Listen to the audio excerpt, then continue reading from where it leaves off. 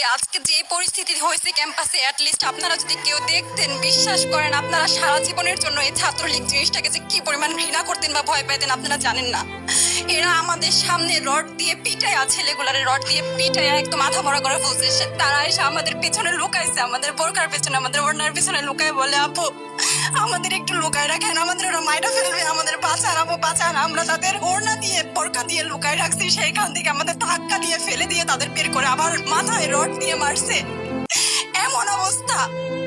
এবং তারা আমাদের ক্যাম্পাসের পরিচিত মুখ, আমরা চিনি তাদের। তারা এই অবস্থা করছে, রাস্তায় একদম শোয়াই ফেলছে। আমাদের হলের মেয়েদের বুকে বড় বড় যে আস্ত ইটগুলো বুকে ফেঁকে দিচ্ছে, মানে একদম পুরো বুকে লাগছে, এরকম জামা কাপড় ছিঁড়ে ফেলছে। এত বাজে অবস্থা। অথচ আমার ব্যাচমেট, আমরা যাদের সাথে ক্লাস করি, একসাথে বসি, আমি তাদের একটা কথা বলতে দেখি না এগুলো নিয়ে, একটা কথা না। এবং তাদের নিউজ ফিডে গেলে দেখবেন তারা এখন এগুলাই সাপোর্ট করে যাইতেছে।